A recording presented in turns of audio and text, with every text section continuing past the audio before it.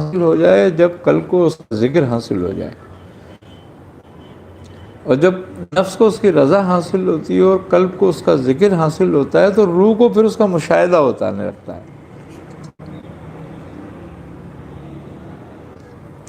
اور مشاہدہ 3 حصوں میں ہے.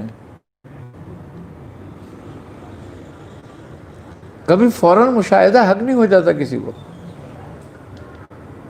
مشاہدہ 3 حصوں میں ہے. پہلے اس کو کثرت میں مشاہدہ ہوگا،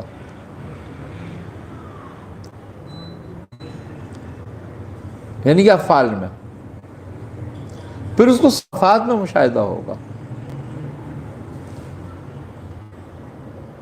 پھر ذات کی تجلیات کا مشاہدہ کرے گا.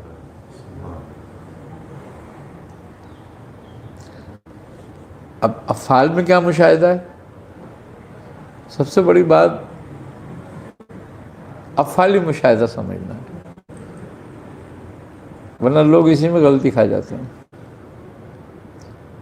افعال کا مشاہدہ سب سے پہلا یہ کہ اگر تجھے کسی سے تکلیف پہنچی تو مجرم وہ نہیں ہے.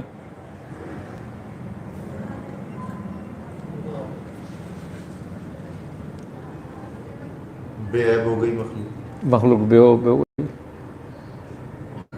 اور تو فوراً اسی کو ٹارگٹ کرتا ہے کہ اس نے پہنچائی تکلیف مجھے. تو اس کا مطلب یہ ہے کہ تو مشاہد نہیں ہے، ابھی بھی تو نفس میں پھنسا ہوا ہے. جس کی طرف سے تجھے تکلیف آئی تو سب سے پہلی غور تو یہ ہے کہ یہ تکلیف جو آئی ہے یہ کیوں آئی ہے.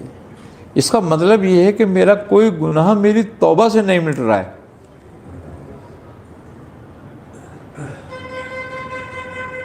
تو وہ تو تکلیف سے مٹے گا. تو اب تکلیف تیرے لیے نعمت کے طور پہ آئی ہے یا زحمت کے طور پہ آئی ہے؟ اب تو لانے والے کا بھی شکر ادا کر اور بھیجنے والے کا بھی. افعالی مشاہدہ ہو گیا. یہ افعالی مشاہدہ ہے.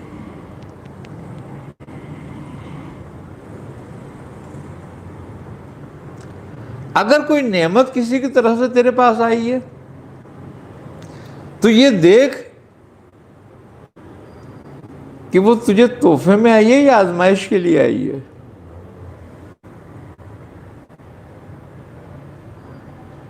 اس کا مطلب یہ کہ میرا کوئی عمل تو ہے ایسا ہے نہیں جو مجھے وہ تحفہ بھیج دے.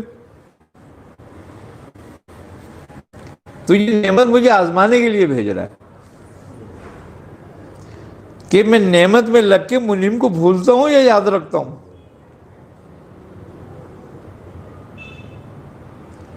تو پھر لانے والے پہ بھی نظر رکھ اور بھیجنے والے کا بھی خیال رکھ. کیوں مولا کائنات علی کرم اللہ وجہ نے فرمایا کہ جس پہ تو احسان کر اس کے شر سے بچ.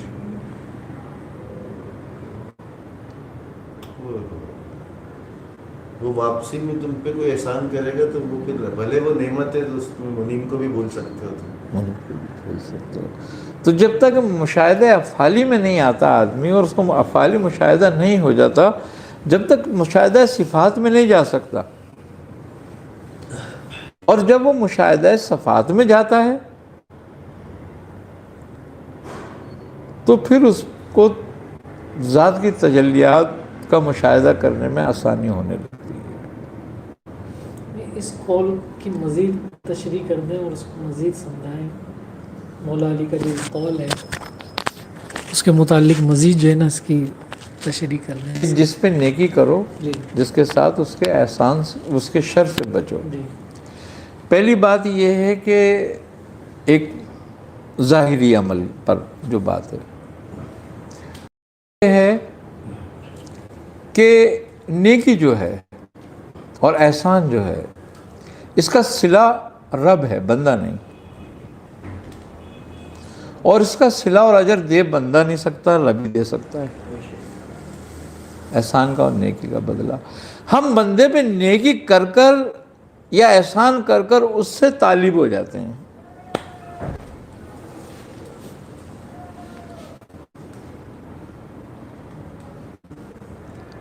جو شرک خفی ہے.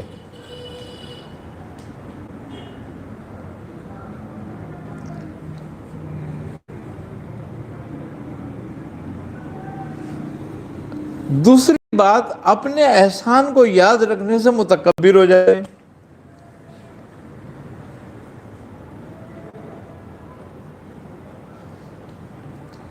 اور جس پر نیکی اور احسان کی ہوتی ہے اس کو کمتر جاننے لگتے ہیں.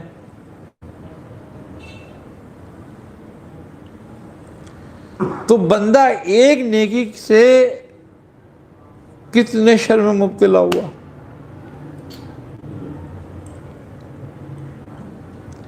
لیکن اگر یہی بات صرف اس لیے ہو جائے کہ میں نے یہ اپنی نیکی جو کی ہے اے میرے رب تیری توفیق سے تیرے لیے کی ہے، بندوں کے لیے نہیں کی. اب جب اللہ کے لیے کی تو پھر بندے سے توقع کیسی؟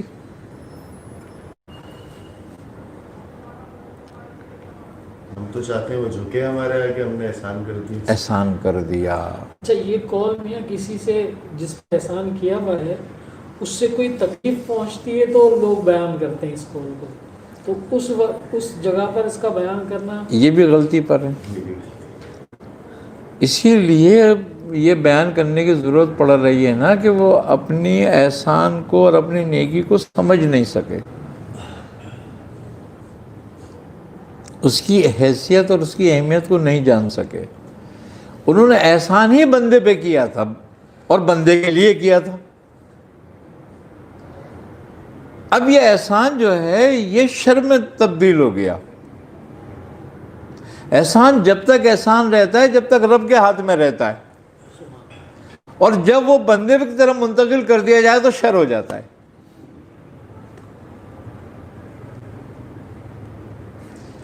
کیونکہ پھر بندہ بندے سے توقع رکھنے لگتا ہے، اور جو بندہ بندے سے توقع رکھتا ہے پھر اس کی توقع رب سے ختم ہو جاتی ہے.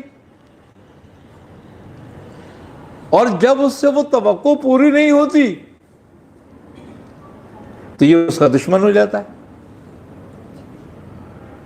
اب جب یہ اس کا دشمن ہوتا ہے تو یہ اپنی زبان استعمال کرتا ہے اس کے خلاف. جب اس کے خلاف اپنی زبان استعمال کرتا ہے تو پھر رد عمل میں وہ بھی کرتا ہے، تو ایک دشمنی بن گئی.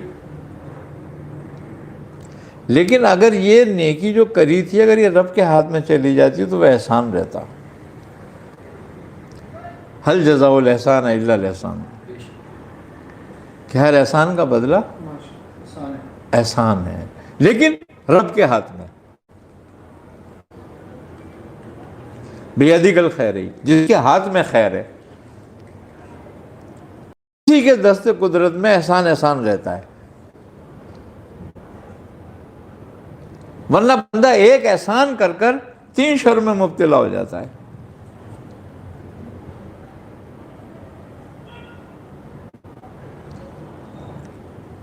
پہلی بات یہ کہ وہ متکبر ہو جائے گا، اس میں ایک گمان اور احساس بڑھ جائے گا. کس بات کا؟ اپنی برتری کا.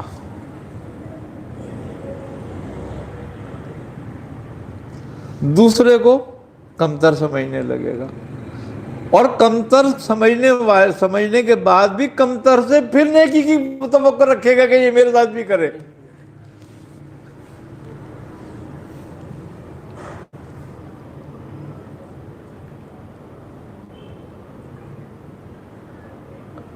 بھئی تم نے کوئی نیکی کری تو تم نے اعلیٰ کے لیے کری یا اسفل کے لیے کری؟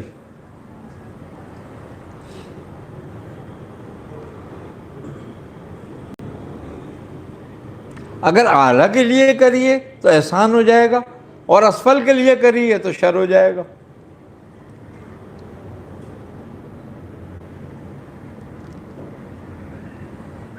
تو کیوں محاورہ ہے کہ نیکی کر دریا میں ڈال؟ دریا سے رات رحمت ہے کہ رحمت لوٹا دے. کیوں کہ اس کا وعدہ ہے، اور جو کچھ تم میری طرف بھیجو گے اس کو اس سے عمدہ اور اچھا پاؤ گے جو تم نے بھیجا تھا. اجر نصیب. اجر نصیب.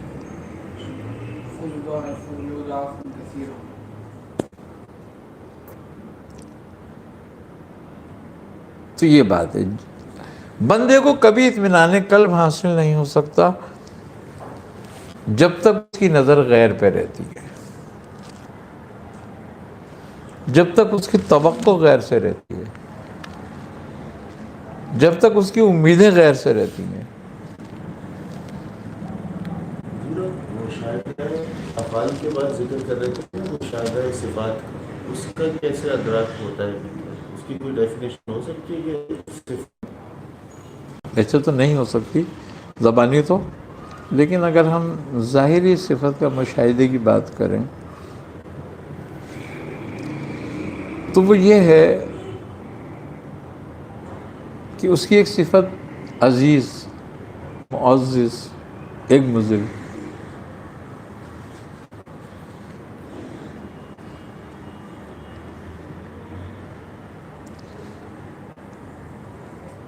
کسی کے ہاتھوں تمہیں ذلیل کرایا،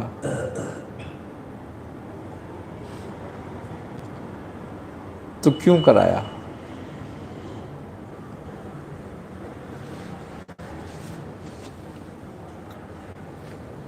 اس کی دو وجہ ہیں، یا تو تم نے جس نے تمہیں ذلیل کیا اس سے توقع زیادہ رکھ لی اور وہ اس حیثیت کا نہیں تھا،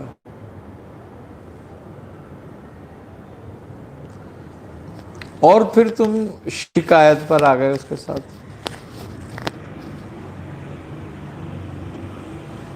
اب چونکہ اس نے اپنی اس بھرم کو کھولنے کے بجائے تمہیں ذلیل کر کے رکھ دیا، تو یہ مشاہدہ ہے کہ تو نے اس سے توقع کی جو خود محتاج تھا، اس کی صفت آ گئی سامنے، اس کی صفت ظاہر ہو گئی۔ وہ تجھے کتنا بھی ذلیل کر دے، کون؟ اوپر والا، مگر لوگوں سے ذلیل نہیں کرائے گا۔ جیسے کہ ایک شخص تھا، وہ کعبے میں آتا تھا، وضو کرتا تھا، اور طواف کرنے کے لیے جب کھڑا ہوتا تو اس کو ندا آتی کہ ہم تجھے قبول نہیں کرتے، رد کر دیا جاتا تھا نا، قبول نہیں کرتے۔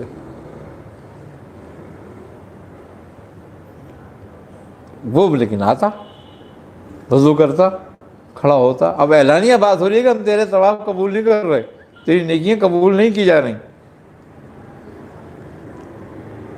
تو ایک شخص نے اس کو کہا کہ بھائی جب وہ قبول ہی نہیں کرتا تو کیوں آتا ہے؟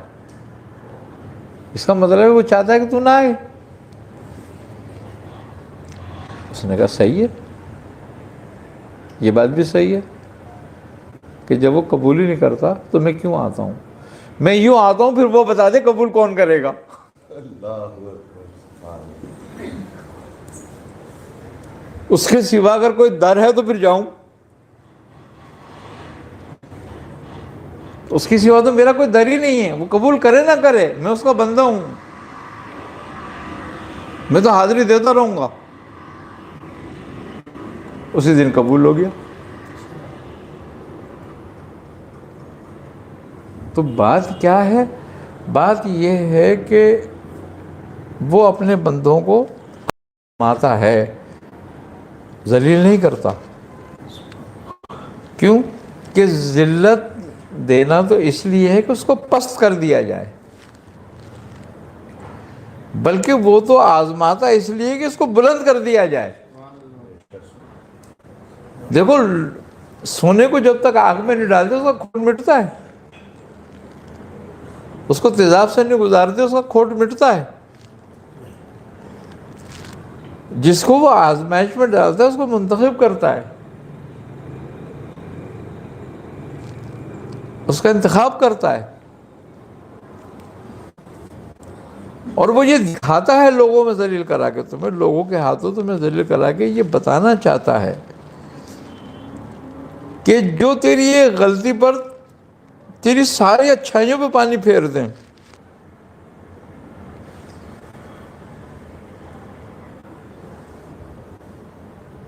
جو ایک تیری غلطی پہ، تیری اچھائیوں پہ ساری پہ پانی پھیر دے، کیا وہ تیرے دوست ہیں؟ اور جو تیری ایک نیکی پر ساری تیری برائیوں پہ پانی پھیر دے، کیا وہ تیرے دشمن؟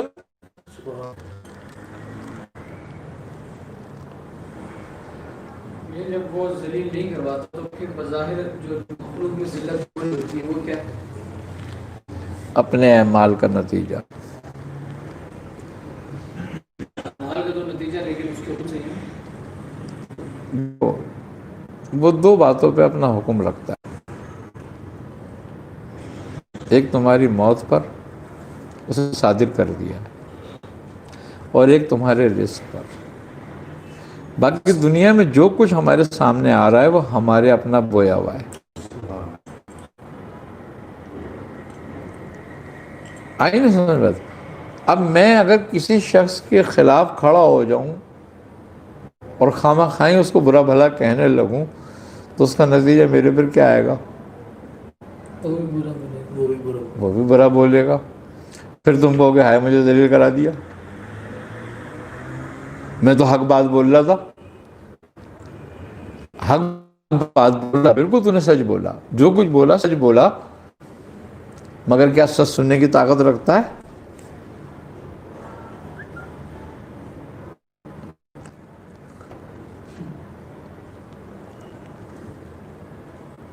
دیکھو سچ بولنا آسان ہے، سب سے آسان کام دنیا کا ہے سچ بولنا، سننا مشکل، اور سب سے مشکل کام ہے دنیا کا سچ سننا۔ ایسا بھی ہو سکتا ہے حضور جو ذلت ہم پہ آئی ہے وہ ہمیں اعلیٰ کی طرف لے جانا چاہتا ہو، دھونا چاہتا ہو؟ بالکل، وہ ہر طرح سے تمہیں اپنی طرف بلانا چاہتا ہے، ہر طریقے سے، ہر راستے سے۔ دیکھو اس سے، اس کے قریب جانے کے، اس کی قربت کے 1.25 لاکھ راستے، اور اس سے دوری کا ایک راستہ۔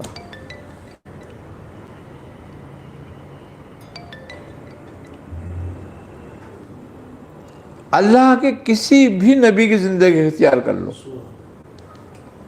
کتنے گزرے؟ 1,24,000 تو کسی بھی ایک نبی کی زندگی اگر تم نے اختیار کر لی تو وہ کیا ہے؟ اسی کا رستہ، اسی کا راستہ ہے۔ اور ایک شیطان کا راستہ اختیار کر لیا تم نے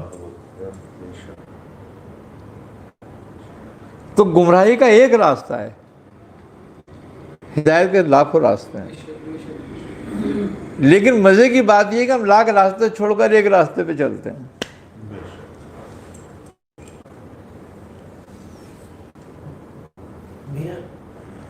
رزق آپ نے فرمایا رزق اور حیات کو اس نے مقدس، رزق بمانا زندگی ہے یا مال و دولت، اناج ہے، کیا احساسیں ہیں؟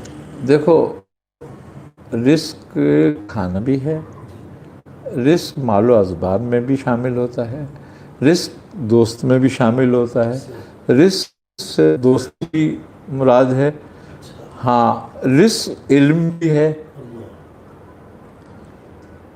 علم بھی رزق سے ہے، سبحان اللہ، سبحان اللہ، اور ہدایت بھی رزق سے ہے۔ انسان کی حیات اس سے، ہاں اس کے وہ بھی ایک رزق ہے اس کا، کیونکہ جو اس کی طرف سے ہے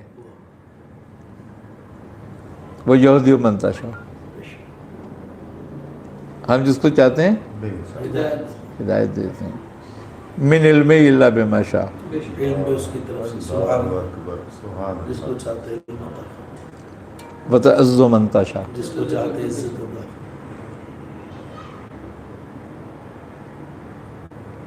آپ نے فرمایا تھا رزق کا ادنا ترین درجہ وہ ہے جو ہم کھاتے پیتے ہیں۔ بالکل،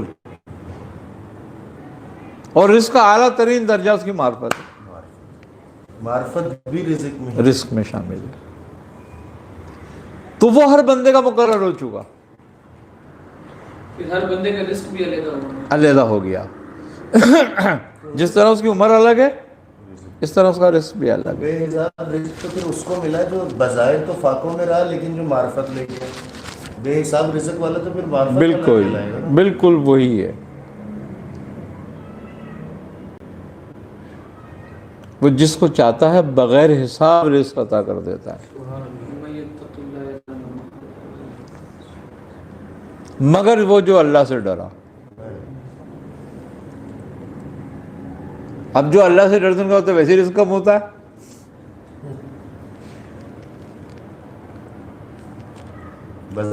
بظاہر تو یہی بات ہے نا, لیکن وہ رزق میں سے ہے نہیں نا جس کو ہم زیادہ سمجھتے ہیں. بے شک اصل ان کے پاس ہوتا ہے. رزق کی محبت بھی ہے. ہم جس کو چاہتے ہیں بے حساب دے دیتے ہیں. اسی لیے کہا ہے یحبونہم کحب اللہ والذین آمنوا اشد حبا للہ. واہ واہ.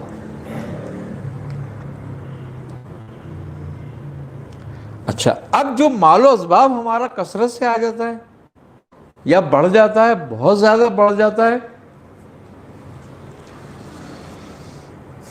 تو وہ ہماری آزمائش میں ڈالتا ہے ہمیں. ایک طرف اپنی محبت رکھتا ہے اور ایک طرف مال و اسباب دنیا کی نعمتیں رکھتا ہے کہ بندہ کس کی طرف جاتا ہے. بہادر شاہ ظفر کہتا ہے نا کہ ظفر اس کو آدمی نہ جانی ہو, چاہے ہو کتنا ہی فہم ہو اس کا, یعنی کتنا ہی وہ فہم رکھتا ہو اور کتنا ہی ذکی ہو.